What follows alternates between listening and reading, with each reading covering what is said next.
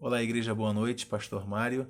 Retorno para a gente dar continuidade à nossa reflexão que começamos pela manhã com o tema Missões, sempre vale a pena fazer.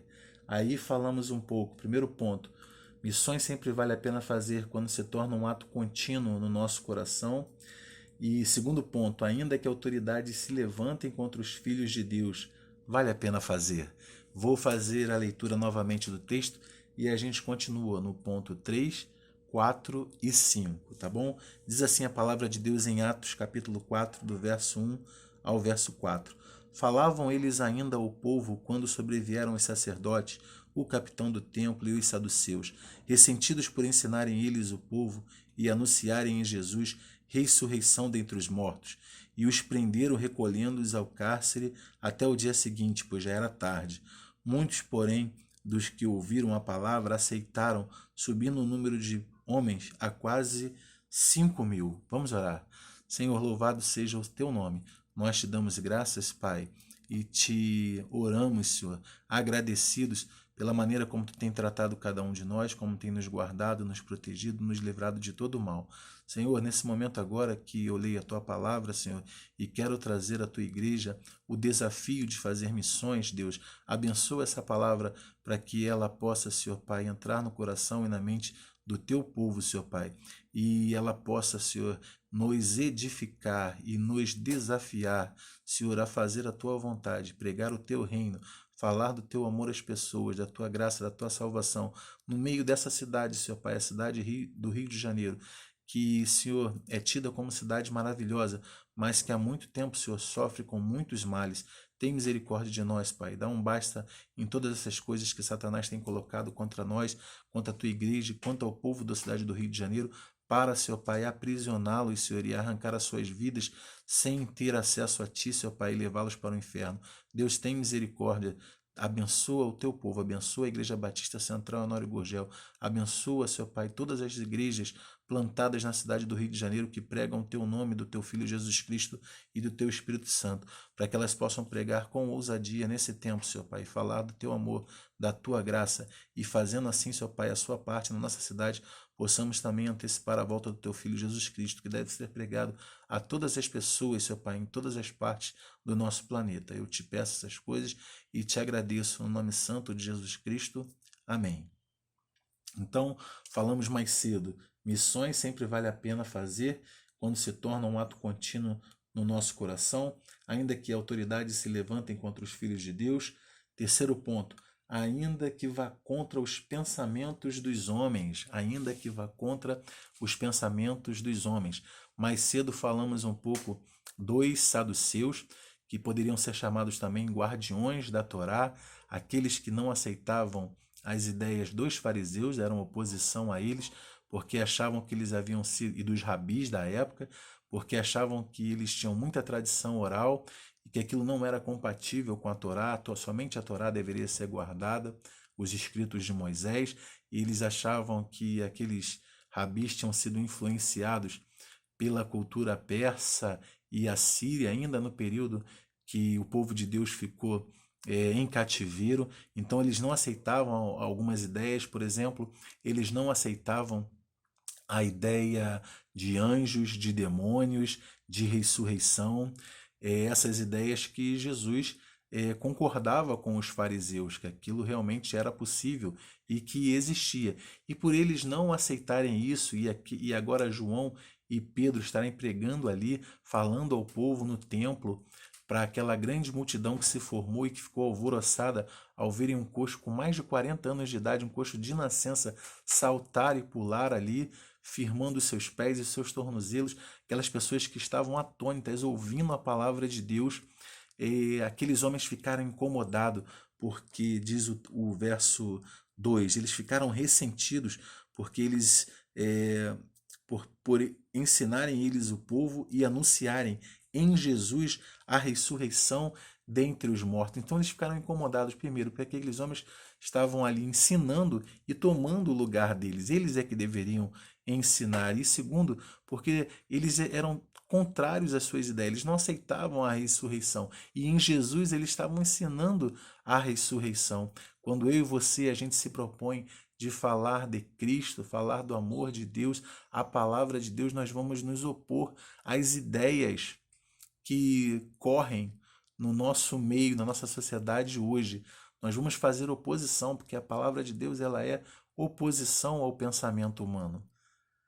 Ela é oposição e muitos vão se levantar, vão ficar incomodados, muitos vão querer nos desprezar e nos desqualificar e dizer que não temos uma palavra verdadeira, uma palavra de vida, mas essa palavra é a palavra de Deus e eu e você devemos pregá-la, mesmo que ela seja contrária aos pensamentos vigentes no nosso tempo, assim como Pedro e João estavam lá pregando e falando e aquilo era contrário ao que os saduceus ensinavam, nós devemos também pregar e falar a palavra de Deus, como diz aquela jargão, doa quem doer, né? Então vão se levantar pessoas, vão se levantar ideias contra nós, vão tentar nos desqualificar, vão tentar nos enfraquecer, vão tentar dizer que nós não temos razão, mas realmente nós não devemos tratar com razão, devemos tratar com fé. E pela fé cremos que a Bíblia é a palavra de Deus e que em Jesus Cristo há salvação, que ele venceu o pecado, venceu Satanás e todos os seus aliados, ele colocou eles debaixo dos seus pés, ele venceu o pecado, venceu a morte, ressuscitou, vivo está e virá tomar a sua igreja para a honra e glória do nosso Deus. Então, em terceiro lugar, ainda que a gente vai contra os pensamentos dos homens, nós devemos ainda fazer missões, porque vale muito a pena. Em quarto lugar, missões, vale a pena fazer, ainda que tentem contra a nossa própria vida, contra a vida dos seguidores de Jesus Cristo. Veja, então aqueles homens estavam ali, essas autoridades, estavam incomodados porque eles ensinavam e não devia ser eles, João e Pedro, os seguidores de Cristo, que deveriam estar ali ensinavam coisas que eram contrárias aos seus pensamentos. O que vamos fazer? Bom, já é noite, não temos muito tempo, já está tarde, vamos prendê-los até o dia seguinte. E eles realmente tomam João e Pedro e prendem eles, atentam contra a vida deles, tirando a sua liberdade, jogam eles no cárcere, prendem ele. E quando eu e você a gente se levanta para falar de Jesus, pessoas podem também tentar contra a nossa vida. Pessoas podem querer nos fazer mal, podem tentar nos prejudicar de muitas formas, né? Se você é um cristão sério e já pregou a palavra de Deus no seu trabalho, na sua faculdade, na sua rua, onde quer que seja, até mesmo às vezes na nossa família, e o Evangelho de Cristo vai dizer que quando a gente prega a Cristo, há problemas até na nossa família, né? Pai contra filhos, filhos contra pais e assim por diante, mas talvez você já tenha passado por essa experiência, tentar pregar de Cristo, falar do seu amor, trazer algo bom às pessoas e muitos se levantarem contra você e tentarem te fazer mal, te prejudicar, né? Puxar o teu tapete, não assim de maneira tão rigorosa como Pedro e João agora estavam enfrentando, de serem presos e terem a sua liberdade retirada, mas no nosso dia a dia, muitas pessoas tentam com coisas pequenas, né, nos prejudicar, nos fazer mal, né, tirar a nossa paz, o nosso sossego, sofremos perseguições e isso irá acontecer, eu não quero te enganar. Se você está proposto a fazer missões, se você está proposto a falar do amor de Deus, da palavra de Deus, muitos irão se levantar para prejudicar você, para atentar contra a sua paz, contra o seu sossego, às vezes contra a sua família, para te prejudicar. Mas eu quero dizer para você que ainda assim vale muito a pena.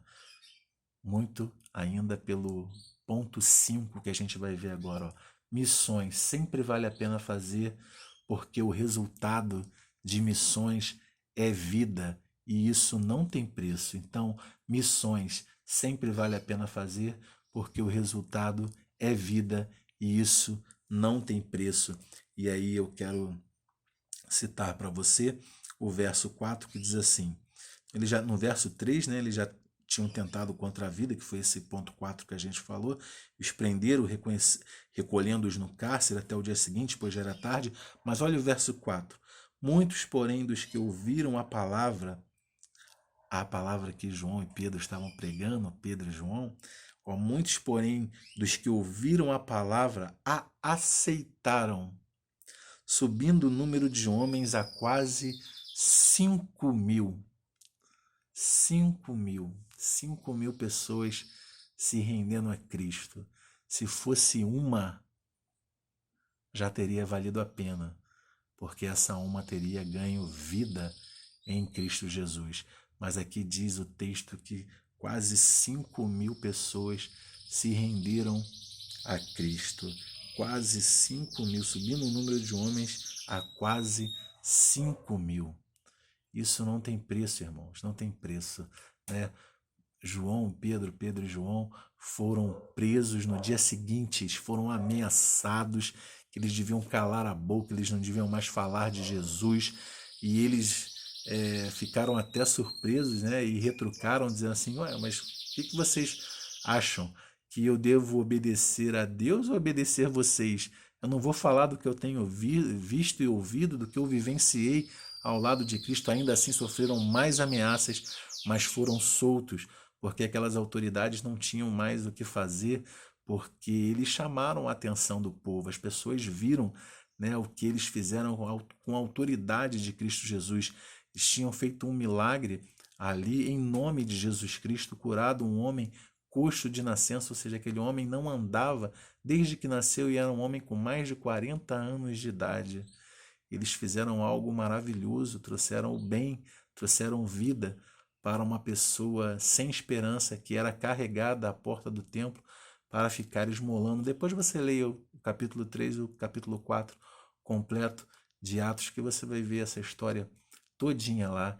E além de fazer o bem àquele homem, eles falavam também palavras de vida, palavras de salvação, palavras de esperança. E aquilo não poderia ficar contido, ainda que você sofra ameaças, ainda que muitos se levantem contra você, pessoas até de autoridades, artistas, mídias, pessoas influentes no seu meio, com ideias contrárias às suas, e ainda que tentem contra você, faça missões continuamente.